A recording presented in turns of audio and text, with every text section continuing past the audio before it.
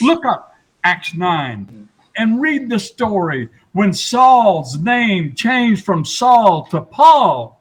That's because he became a different person. He put off the old self, and it was crucified when Ananias taught him. And then he became his new self, Saul. Many times the Jews did that. When they had a significant change in their life, they changed their name. Paul comes along and says, I was a chief of sinners, but I've done nothing wrong against the way. How can you be the chief of sinner and then say, I've done nothing wrong against the Lord's people?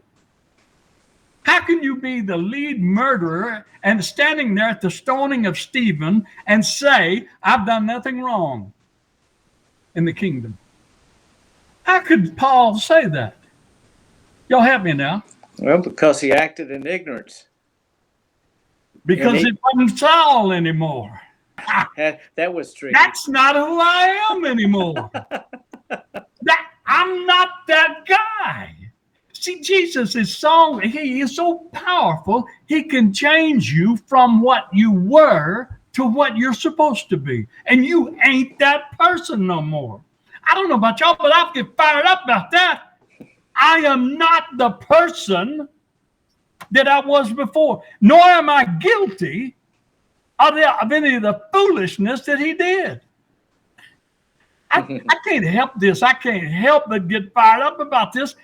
I didn't change my name, but I'm going to tell you what, I changed my life. I am not that person anymore. And I don't have to feel guilty about it anymore.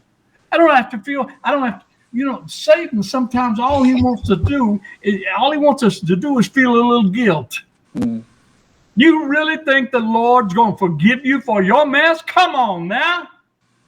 Really, all you need to do is just feel a little guilty. Mm-hmm. Well, I'm not going to feel guilty.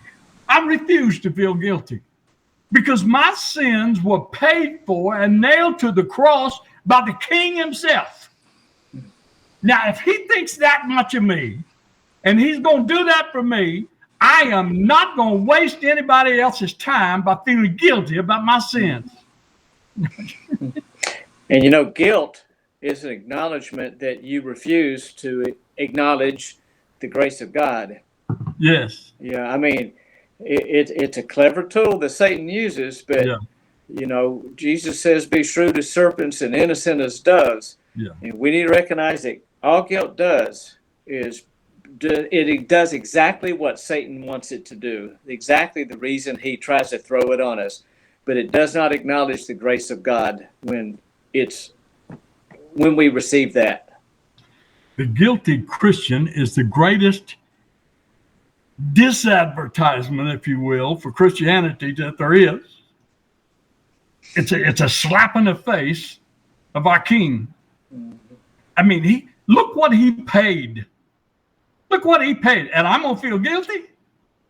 It is the worst advertisement for Christians in the world today. You see them all the time.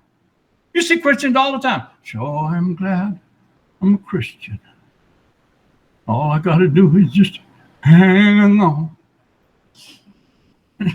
Come on, man.